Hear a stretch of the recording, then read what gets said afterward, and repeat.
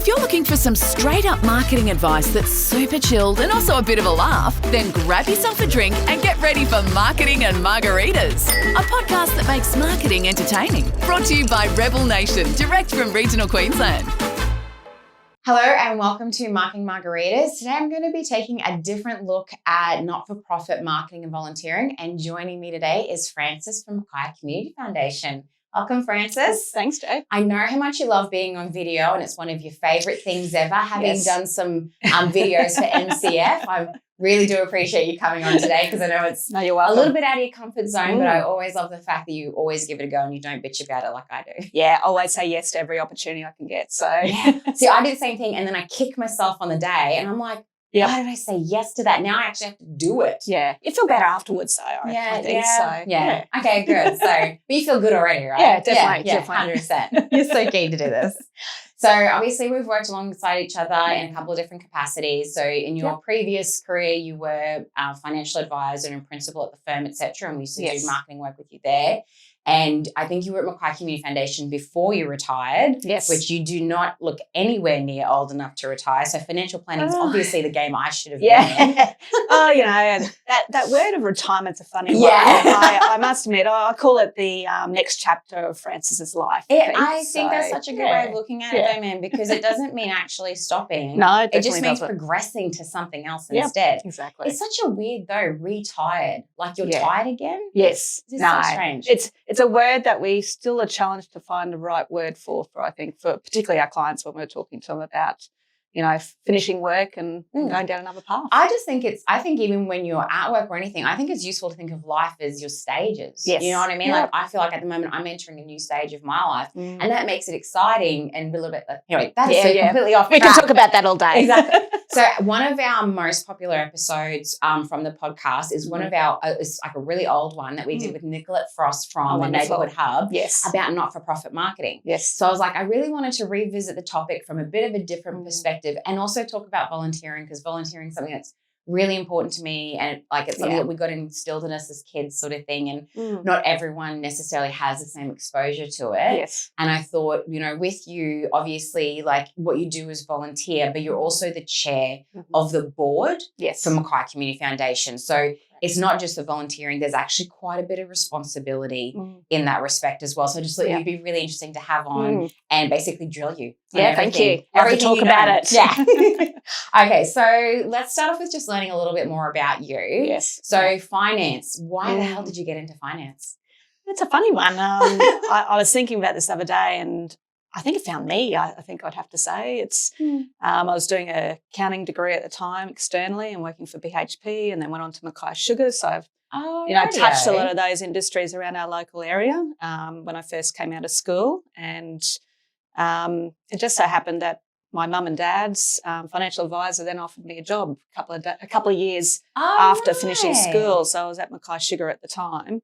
Had offered a job at Mackay Sugar in the accounting department because I was doing accounting at the time, and then this job came up as well as an offer. So I had two jobs to choose from, and I went, wow, I really don't know what financial advising does, but it sounds pretty exciting stuff. Yeah, whereas accounting, maybe not the most super exciting thing every day. I wasn't quite convinced I'd be an accountant. So some people love it though, man. The surety of it, knowing that this is, if I do this and this, I'll always get a result. Yeah. Some people love that sort of thing. But I think financial advisor is a really relationship job. Whilst you're dealing with numbers, 100%. it's a purely a relationship job, and I love talking to people. So, but you're helping people with their money stuff, man. Yeah. Like getting your money stuff sorted opens up so much in your life as well. Yeah, so you're giving people opportunity to do what they want with their lives by getting that really crappy, difficult part sorted. Yeah, yeah. So I often say when I think I'm very about disappointed you are retired, because I would actually I'm looking for a new financial advisor. I've got some really good financial advisors I can pass you over to, but I think it's, I don't know if you've read Matthew McConaughey's autobiography or listened to it on audio. I highly suggest listening on audio. I've heard snippets of the audio. I haven't actually listened to the thing in full. Yeah. Do you recommend? Recommend audio. Don't read it, audio, because he has a great voice. Accent? Yes, great voice. And all right. Yeah, exactly right. And you do it very well. And he talks about, so it's called green lights, and he talks about green lights. And that was one of my green lights, I think, choosing that that role moving forward and doing my studies in financial planning. Yeah. And so that's why you got into it. Why did you stay in it? Why? Oh, look, I think I learned a lot from my clients. It's one of those things, you see death, you see people retiring and going to that next stage of life. You see happy times, births, all those sort of things that celebrate life, the ups and downs, and which is what makes life what it is. Yeah, exactly right. And for me personally, I got a lot out of that. Yeah. From a personal point of view of going, well, I may not do it that way, but yeah, that's a little bit, and you take a bit from everyone. Learning. Yeah. So as much as I help people, create wealth and do things they want to do, what we call true wealth, it doesn't necessarily have to be about money. I think I got a lot of wealth out of that experience and the information I got from others. So I think that's what kept me there. It's really I get exactly what you mean, man. I'm the same, except I don't like people, but I love business. Yes. And so in marketing, I get given open doors so much to people's businesses. Yeah. Why they started, how it works, all those, like the things that they think of, etc. Yes. Yeah. And I love learning all that stuff about different businesses. That's what keeps me, like every new client is exciting for me because it's like, well, this is something else for me to pick apart and learn. Yeah, exactly right. I love learning. I studied for 10 years, did a number of degrees, and I think learning from people is immensely valuable. Oh, yeah, so rich, such a rich experience. Opens your mind. Yeah, 100%. Okay, and so then let's move over to our Mackay Community Foundation hat. Yes. When did you start off with them? Yeah, well, I actually started from the inception when it was established back in 2003. So we're having our 21st anniversary this year, so that's exciting. Babies all grown up. Yeah, exactly right. We've become adolescent to an adult. And I was just in the background. So one of my business partners, Scott Ullman, established the foundation. And I suppose I did bits and pieces, from there on. So I was very lucky to have that exposure. Right. Yeah. Okay. Because obviously Scott was but like I didn't realize founded the foundation, I suppose. I knew Ullman Partners was like integral in it. Yeah. But I didn't actually think about the fact that I guess it's like anything, like when I start something in the business, my team will actually have worked through ideation and and brainstorming all that kind of stuff, and even helping me put things together, obviously. Exactly. So we went on that journey with Scott and Steve Lowry was my other business partner, and we went on that journey together. But they founded the foundation back 21 years ago, and it's something that I've always had a passion to want to get onto the board or do something further for the foundation. But, time poor. You're having a family, you're working full-time, you're running a business. My husband's running a business. So all those sort of things. High achieving little family right there. So, you go, okay, you can only do things what you can do over time. So there's stages in life where you may not be able to provide your time. But I always say, look, if you can't provide your time, provide your money. And that's something that, some people might be able to do as well. So I think that was a hard pill for me to swallow because, again, like I said, we were always taught, like, not that we had to, but like mum made us pretty much volunteer when we were little. And so my whole life was always volunteering. And then when I started working for myself, I was still volunteering quite heavily and it wasn't too bad. But then when I bought the agency and I had staff and it was much higher stakes, I stepped back from chamber and I stopped other things and everything. And it was hard. Like giving that stuff up made me feel like I wasn't contributing anymore. And even though like Rebel does, like we do sponsorship packages every year and we do what we can or whatever. It's still, it wasn't the same as me volunteering my time. And I'm back volunteering now. But it's hard to not I think do as a those business things. owner though, I see it from a bit of I step back and go, well, you are helping your employees. I know. Your work, you're supporting them in some shape or form and they're helping you as well. And I think that's you're where still we giving need to back to your community. You're giving back by having a business and employing people and helping other businesses to market. So I know, but it took me a while to come to that and feel comfortable because for a while there I just felt like a piece of shit. So, I remember going to a grants presentation at the Mackay Community Foundation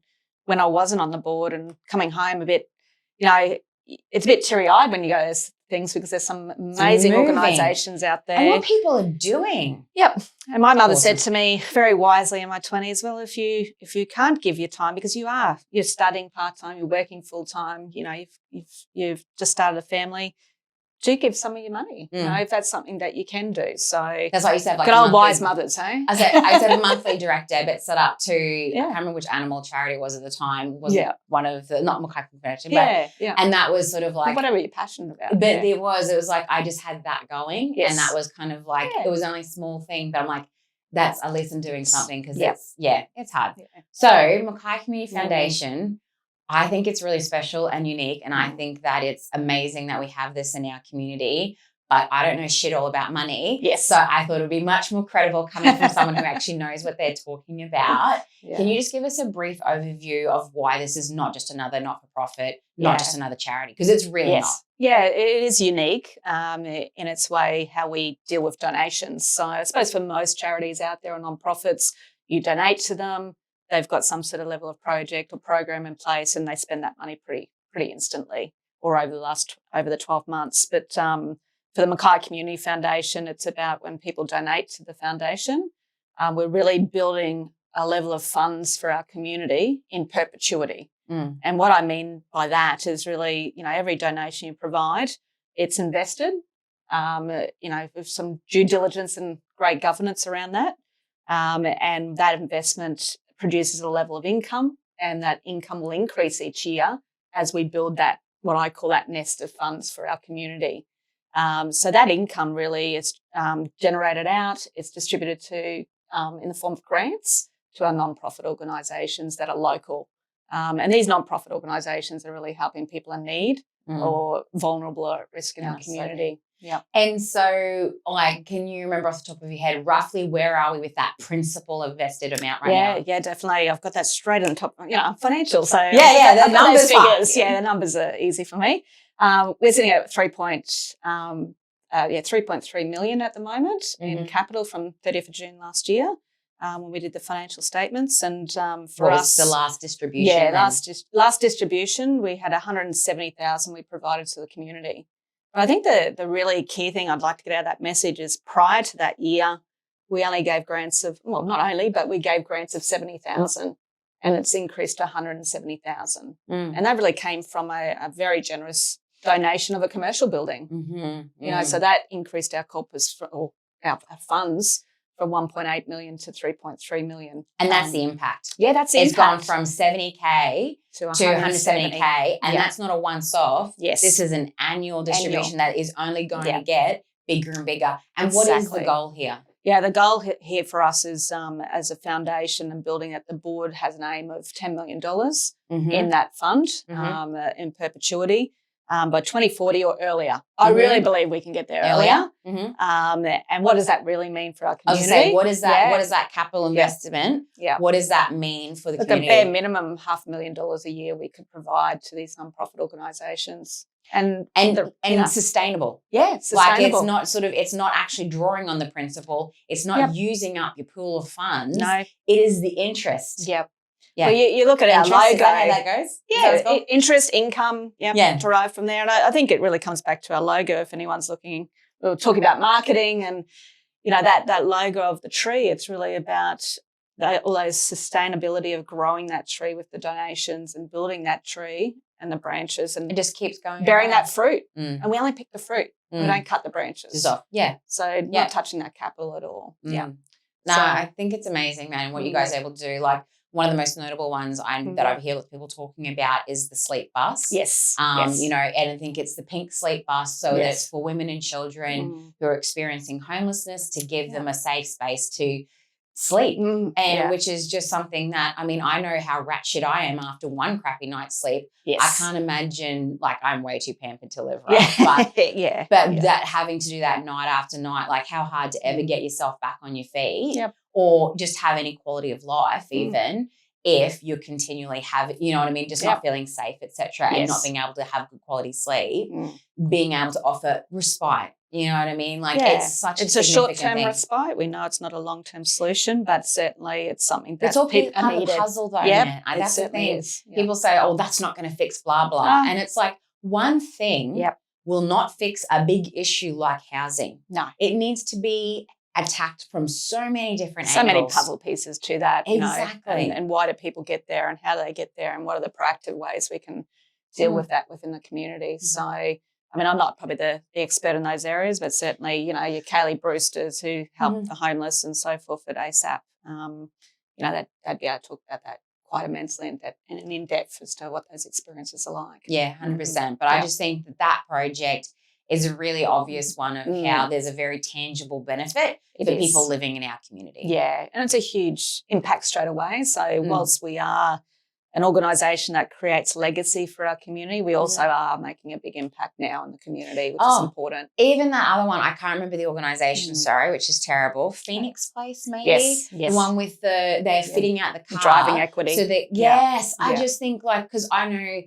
when I was younger, one of my friends, he didn't have a disability, but his dad had a disability. And so he had a car that was fitted out or whatever, and he used to drive it sometimes. And I found it really interesting. But yeah, like his dad, for example, would have had to go away somewhere from his hometown to get his license at 17 or however old you are when you get your license, because there was no car there for him to learn on and train on. And now there's a car here so that local kids or adults who don't have their license yet, even, because not just well, like it could teenagers. even be as simple as someone, you know, was explained to us through Janice who put this application in for the grant, as simple as someone who might have even had a stroke. So they could have actually been driving and then had a stroke and then they didn't have mobility of part of their, you know, left side or right side, so forth. So it's the ability then still to be able to use the pedals, but use them with your hands rather than you know. But then get your because having your license is such a stake of independence. And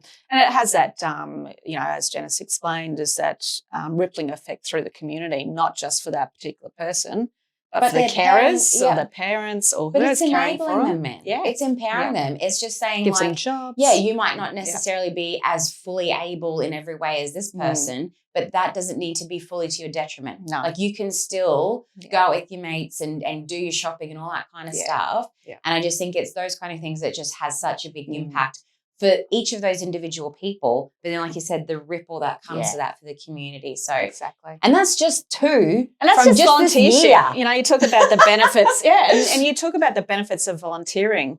I mean, I would have never known or experienced what's out there like that, where you go, oh, I didn't really even when their grant application came in, I didn't really realise that there was no ability for someone like this to be able to. Because if you haven't experienced it directly or like your kids or whatever, it's not in your circle. How are you going to have any conscious thought that exists? And that's one of the beauties, I think, of the value of volunteering. It really does open up your space and take you out of that world of just being, you know, present with yourself and takes you in a space where, you know, you appreciate what's out there in the community and a lot more empathy, I think, as to what's out there. And I think then too, you generally can appreciate more what you do have as well. I think as humans, we're so very good at looking at all the things we don't have, not the things that we necessarily do have. And when you start ticking those things off, it's like, actually, my life is really quite rich when you think about it. Exactly. So beautiful segue for getting us through. So you never have to worry about the guest, really. It's more me that gets off on tangents and gets excited by things. So yes, the value, I suppose the rewards of volunteering, that's probably an easy one to start with. So like you said, it widens your worldview. You're learning about different things. You're meeting about different people. And, you know, is there anything else there, I guess, for you that you've personally found rewarding from your volunteer experience? Yeah, look, it is, like you said, just at the end there is meeting new people. You do get in a bubble when you're particularly in a business, you're concentrating, you're working, 10, 12 hours a day on something that you're quite passionate about. Not so much anymore, but sure. Yeah, but what's on the outskirts, in our community. And I think that's been a real treasure to be able to, meet new people. The non-profit organisations and the people who run those non-profit organisations that we help fund certain programs and projects are just, it's so humbling to talk to them. And these are the people, Kaylee Brewster from ASAP, helping the homeless. It's, I don't know if you've spoken to Sonia Noble before. She's from Mad Cow Coffee. Her profits going to suicide prevention.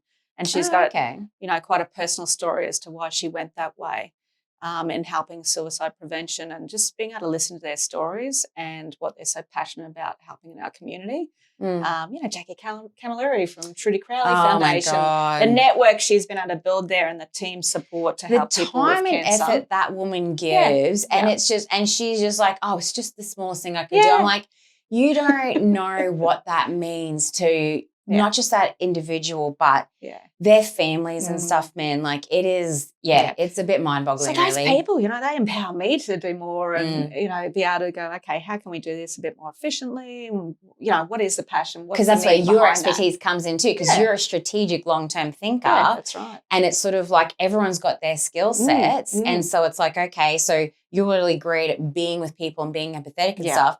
Well, I can do this to help make that even easier for you or whatever. Yeah. How can we, be more efficient at that? How can we, manage our funding better?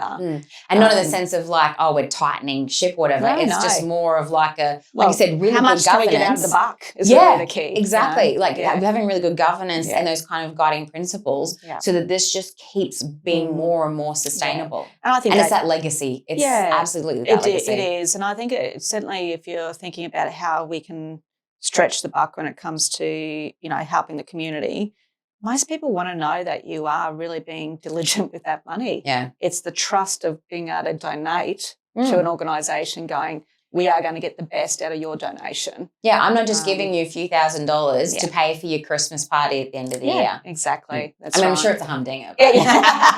Christmas party? What Christmas party? But, they're the key things, I think, when it comes down to diligence and governance around that donating, because that's a huge responsibility. Yeah. Well, and I guess then that leads into my next point then too, is like that volunteering. What are some of the things that people do need to be aware of? They're like, actually, I am in a phase of my life now where I feel I could be giving back more. What are some of the things to consider before you just jump in the deep end? And I think understanding that there's a certain responsibility, like you can't just take people's money and be free and easy with it. Yeah. Because I think people start off with really good intentions. Like I've seen people be on committees and stuff where their heart is 100% in the right place. The passion's there. Exactly. Without a doubt. But maybe don't always necessarily know the most effective ways of running an organisation. And so sometimes that money is not always as well spent as it could be, sort of thing. Yeah. Well, it just depends. Not that it's all about money, sorry. No, that's right. It depends on the organisation and what they're trying to do. But I think the key thing, whether it's time or money, is just being, particularly with the time and in-kind support, is making sure that you know that it's a job in some sense. It is a commitment. It's a responsibility. It's a huge responsibility. And before you say yes to that commitment, because people are relying on you, and they're people in need generally, or vulnerable at risk, is just to say, well, can I really do this? Do I really have the time to do this? And am I passionate about it? If I'm not really passionate about this particular cause, go and find a cause that you're passionate about, that has meaning to you. And I think you need to see it as a purpose in your life. If you don't have that purpose as to what you're trying to achieve, well, I don't think it's going to succeed. So I think it's really important to go ask those questions of yourself first. What's important about doing this to you? And what's your why with it? Yeah, why is the why exactly? But the time is the key thing. And I think that's, like you say, everyone's got best intentions, particularly with boards. Everyone comes on excited. Fresh face, fresh mind, fresh thoughts. Can't wait to make a difference and have an impact or whatever. Exactly. And then, life comes at them, things happen in life, and then you're sort of dwindling away with the commitment side of things. But I think as volunteers, we recognise that too. Yeah. If I think about our board, we ebb and flow, and that's okay. We should accept that. Yeah. Yeah. Because you we are are only humans. Yeah, exactly right. So there's 7 volunteers on the foundation board, and you got to accept that at times and go, okay, well, people are putting their time and effort to this. No pay, no, we have to accept those things as they come along. And look, every small incremental bit they do does make a difference. Yeah. And that's the thing too. It's like, I think, being realistic about what you can do as a commitment, because saying you're going to do all of these things and then not actually delivering on that can be more detrimental in a way, because people might be relying on you for those things. Yeah, that's right. And that's that, instead of spending their time focusing on that, they could have been doing something else that was going to pay off, and not in a bad, like not in a cold calculating way, but again, like it's sort of, we all need to use our time efficiently and be realistic about it, which I'm actually quite shit at. So I think about for myself, I often have to sit back as chair of the board and go, okay, what are our objectives this year and what do we want to get through? And we do that as a board and discuss that, and, don't over promise. Sometimes it's good to maybe under promise and over deliver. And it's about going, okay, what is your focus? We've got our long-term target, which we spoke about before, the 10 million, $500,000 we can provide in grants per annum, and how are we going to get there, and what are the few things the big boulders that we could concentrate on this year that will make a big difference for us to get those donations in. Because if you've only got we've all only got so much time. Limited time and money. So how is that best going to be used? And that's your prioritisation. Exactly right. Yeah. And you can break that down and, do that over a number of years to think about that planning, not just this year, but maybe a 5-year plan as to what you can get through. And so I think that's been probably my biggest challenge as chair, is having to sit back and go, gee, I'd love to do all this now. Same in business, man. I'm like, here's the 20 million things I'd love to do, and here's the other 6 I just thought of this morning, and I can choose 3. Yep, that's right. It's hard. It's so grown up, but it's annoying. Yeah, and I think about there's a Japanese word called kaizen. I don't know if you've heard of, but we use it at Orman Partners. We used to say in our business, kaizen is a Japanese word that means incremental small improvements to make a big impact. Yeah. And they just, you think about your businesses, how you run them, and also for non-profit organisations, you just keep doing all those small things to make small incremental improvements, which will make a big difference in the end. Don't be about big grand gestures and foul swoops or whatever. Exactly. A lot of that's the thing. If you want lasting change, you want sustainable change. Correct. And small changes are more sustainable than big ones anyway. At the end that's of the day. right. So I think the Japanese have that well written within that kaizen, and I think, I think that's been quite successful for us in the past. Okay, so now I want to get into your lessons learned. This is where I'm really asking you to dish the dirt. Yes. So to speak. So first of all, when it actually comes to being not just a volunteer, but an actual not-for-profit volunteer, because I always find that not-for-profits have a bit of addition, like putting together events and stuff is fun, etc. But not-for-profits, they do have a lot of them run on a smell of an oily rag, and we're always trying to do more with less, sort of thing, etc. Right. So what are some of the key things that you've learned from being a not-for-profit volunteer and being involved with the organisation for 21 years? Yeah. The one thing I think Mackay Community Foundation do really well is we're not event planners. We don't believe we want to take that risk on with the funds, or the very small amount of funds that we do have, to get that awareness out there. But we've been very fortunate with a community that we've been able to piggyback off a lot of events. Yeah. So Cutters football many years ago. We've had the Bank of Queensland, Melissa Green's team provide a charity golf day where they're providing those funds, part of those funds to ourselves at the foundation. There's been various organisations and businesses out there are going beyond to do volunteering and fundraising so they can get the awareness out there. And I think that's really key. If you can find ways to do that it costs us nothing. Yeah. It might be a little bit of time from the board to go and talk to them about the foundation. Present something. That's right. So I think from our point of view, that's been something that we've very much been able to keep our costs significantly low.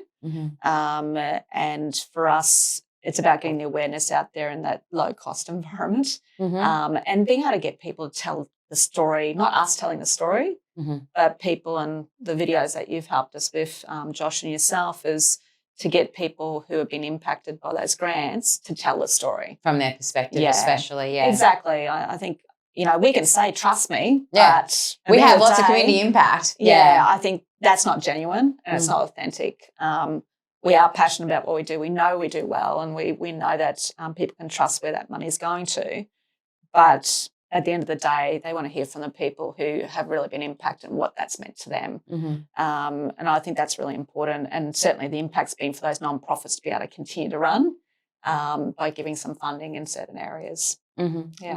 All right. So then lessons learned about not-for-profit marketing. So you touched on how the videos have helped you tell the story, etc. And, events is not something you've necessarily gone down. But when it comes to the actual marketing, again, that's one of the things from Nicolette, she kind of gave some tips about how they do their marketing, etc. I mean, obviously you don't have to be as hands-on because you're the board is providing the direction, etc. But just from your perspective, what's some of the things you have learned about marketing in the not-for-profit space? Well, firstly, having someone who knows a bit about it. It's always useful to have, whether it's in-kind support or whether it's actually someone on the board who has some skills, or someone on the board who might know someone who has skills that wants to contribute for their time. So we always consider that within the board. I've got a wonderful woman at the moment, Leanne Williams, who works at CQU. Mm-hmm. She's helping us with the, our social media side of things. That I'm hopeless. I don't even know how to do a post, so I'm trying to do these things. So I think, getting the right person in those sort of roles, and also with your contribution as well via the videos, have been really immensely valuable for us to get our story out there. The other thing is, I suppose, I see marketing a little bit like, step back again and go, well, if you're not doing what you said you'd deliver, you could have the most amazing marketing plan, but it's not going to really matter. 100%. Yeah. Mm-hmm. So, and I've learnt that very much through my financial career, and that for people to trust you, you need to be able to deliver your value proposition. Yeah, that's where it starts, man. It's it's not, we've had people before where they'll come in, and not to just like cast aspersion on people, but it'll be sort of like, okay, why should people come to you? What's your point of difference? Why should I choose you? I don't know. Can't you just make that up? Yes. And it's like, I might be in marketing, but I'm here to make you shine and pull those things out of you, but I'm not actually here to make up false. What is your value proposition and your mission? If you don't know what value you're providing people, I'm certainly not going to put words in your mouth, mate. No. Well, the vision of the foundation is really to be able to give people the opportunity to give where they live. So, if we can provide that message out there, and I think that's something that we've been able to do over time in the last 21 years. Probably been a bit quiet, quite achievers very much, and I rightly say that most people out there, if you had probably 100 people in the room, I'd be very honest that maybe 25 would put their hand up to say, yes, we know the Mackay Community Foundation at this stage. And then they'd be, wait, is that Mackay Hospital Foundation? Correct. No, Mackay Community Foundation. Exactly. And we do get mixed up with the hospital foundation. People are like, oh, yeah, we know you. And then they start talking about things that we haven't done. Yeah.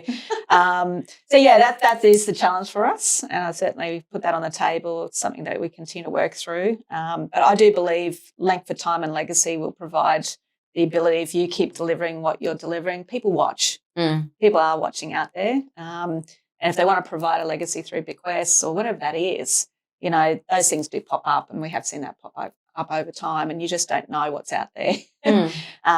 So marketing is a drip feed process, I think, where you do many things, which is what I've learnt through Allman Partners over my 25 years of my career, and something that we're, implementing through the foundation since I've been chair is, getting those stories out there and putting those little bits and pieces out there, talking to people, so important.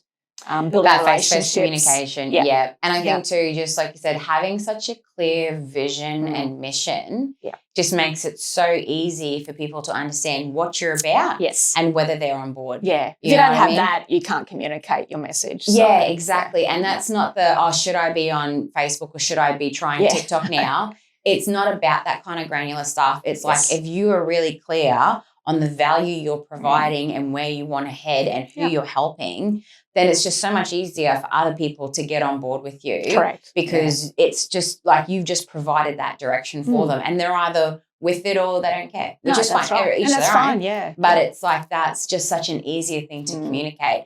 And then it is, how do you communicate that in all different ways? So it is, it is like your website and your annual reports, talking to people face to face, the videos, having branding at those events and all that kind of stuff. Like you said, that drip feed, it's all that, but it's also consistent. Yes. It's all coming back to the one value proposition over and over again.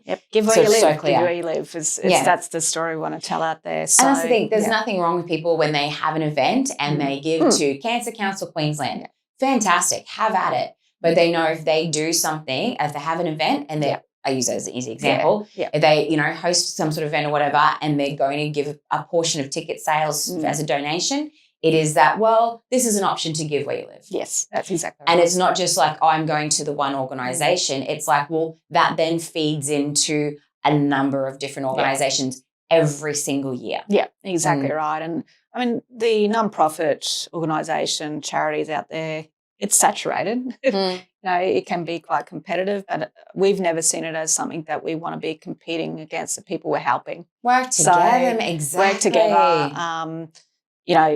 We give grants to people who provide. Yeah, exactly right. So I think that's one of the things, and that's why we are a community foundation. It's about the community. It's about these organisations that are helping others. Because they're it's like the community closet one. You know what I mean? Those amazing people, they're on the ground. Actually, they're helping people, getting all these things in, washing and drying them, laying everything out, letting people know that they're there. Yep. Free clothing, sorting them for job interviews or whatever else it might be, etc. But the thing is, that's made their life so much easier because my Mackay Community Foundation gave them that grant for getting the in-house the washers and the dryers and the things. staff weren't taking it home and doing it themselves on their own time with their own machines or whatever. Exactly. So it's you don't need to actually be the one there washing and drying. No. But from someone giving to Mackay Community Foundation that year, that was one of the things they helped with. Yeah. Well, it made their life a lot easier. The Australian Aboriginal Torres Strait Islander Health Services who did that service, I mean, they had staff going home because they wanted to do it. Yeah. Washing these clothes were given. That's right. They actually believed in their mission and their purpose. Yeah.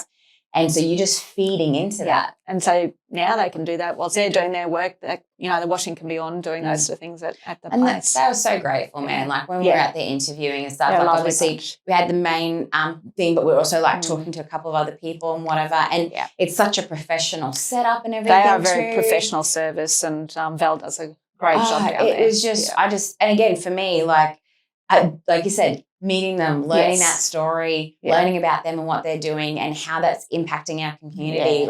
It kind of, you Josh and I were both there. It's heartwarming. It is. And you leave the day and you're sort of part of you is oh God, that's so awesome. The other part of you is I need to be doing more with my life. I'm seriously sitting around doing nothing. Why aren't I washing clothes for people? Yeah. Look, it's just amazing what people do out there, and it's quite humbling to see. Yeah. Okay, and so my last one here then is for lessons learned. Is about that not-for-profit logistics and coordination, because I think that's, and for me, part of that is, actually bringing things together and making things happen. Yes. Because it's that people can have great ideas, but then the actual execution and follow-through is not. That's where it actually, making it happen is where it happens. Yes. So you can have lots of ideas, you can talk to lots of people. That's fantastic. Yeah. But actually bringing something to life. Yes. What lessons have you learned in that respect?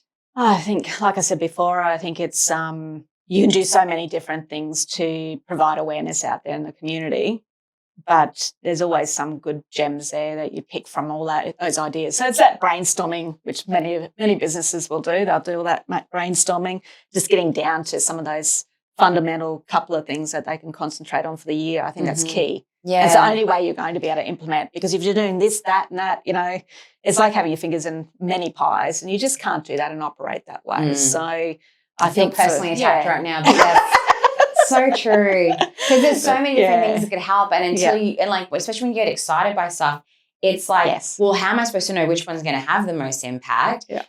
But I want to do all of them because fun. It's fun. It's going to make a difference. But the reality is, if you're doing half-assed job on all of them, you just don't. You're either not going to do them well, or you're not going to finish them. Yeah, they're not actually going to see the light of day. No. So putting them aside, so you can focus solely and wholly on one particular thing. Yeah. So it's having a strategic that's a very plan. good lesson. You know what I said to all my clients when I was financial advisor. It's just putting a plan in place. It's as simple as that. So if you think about CEOs running their own business, there's a business plan, isn't there? So it's the same in your financial affairs, your own personal affairs. Yeah. No, financial plan. My personal affairs definitely have a plan. Yeah, which sounds like you might be going on that journey soon. And then it's the same for any non-profit organisation. You are, in essence, a business. Yeah.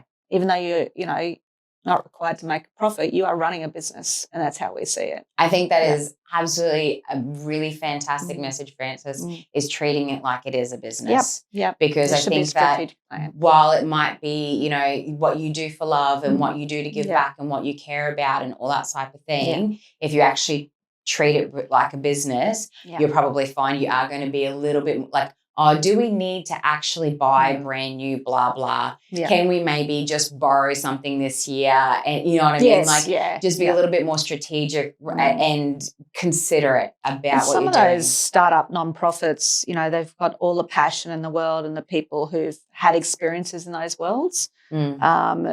And if you don't have that business acumen, go and get some advice. You know, go and reach out for help, man. There are plenty of professionals out there who would love to give their in-kind support in that area. And that's it. They might not have the time to do consistent, regular volunteering themselves, but that doesn't mean they're not happy to catch up for a coffee once a quarter or whatever and go, okay, what are our priorities this quarter? Oh, no, have you finished this one yet? Maybe we need to finish, you know, like, use people around you. Bounce the ideas off someone and definitely. Yep. Oh, I really like that. That's such a good message for not-for-profit and for business as well. Personal as well. It's, you know. There's that one too. I forget that part of life. A lot of business people do. Yeah. They run their businesses, but they forget about their personal finances. There's the business, there's the giving back in community, and then there's you. To be up there a little bit further maybe. Oh, look, one day. Okay, so I always like to finish with a wrap-up tip, one final thing that you want to leave our audience with to chew over. Yeah. Anything you'd like to share with everyone? Yeah, look, I think without volunteers, there's no community.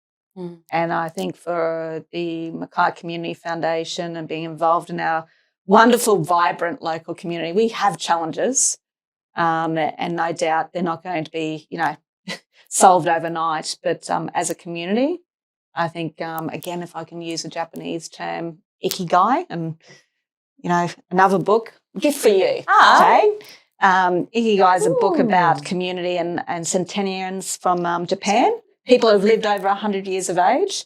Holy crap, really? And they've got a very dense population in one area in Japan. And it's got one of those things. Yep. I love graphs and stuff. So ikigai means, you know, it's about a meaning of life, purpose and fulfillment. So I think for working in a community and being involved in the community, you may have the possibility of living longer.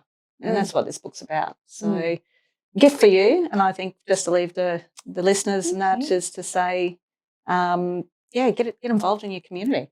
You're such a giver, man, honestly, in like every sense of the word. No, when I see a good book and I read a good book, I love to give it because it's one of those things that and it's such a simple book to read too. You'll have that done in 5 days. Thank you so much. But thank you so much for your time and stuff as well, and just really sort of not like laying bare makes it sound like it was like all, you know, secrets and stuff. It's not that, but it's just. I think being so open and honest about all of these things, I really do appreciate it because that's what we try and do here is just be really transparent about stuff. Yeah. And it's just so that I think the more that people are really aware, for example, of how it works, etc., then they can make more informed decisions on, you know, well, if I do want to donate or if I do want to give my time or if I do want to start my own thing or whatever it might be, then these kind of conversations are useful to be that. Like I always think of it, for the audience, like I want them to feel like they're a fly on the wall for a really open kind of conversation about these kind of topics, you know. And look, I'm certainly not an expert in everything that was spoken about today, but, you know, they're my thoughts and we can only ever talk from our own experience. Yeah, we've experienced. And there are many people out there that do some amazing things that, you know, you could continue to talk to and, you know, have around the table here that do some amazing things for our community. That's the intention. Yeah, definitely. Thank you so much for joining us today, Frances. I really appreciate it. Thank you as well for tuning in. I hope you enjoyed that as much as I did, and I will see you next time. Cheers. Thanks for listening to this episode of Marketing and Margaritas. Find more free marketing tips, tricks and laughs at rebelnation.com.au.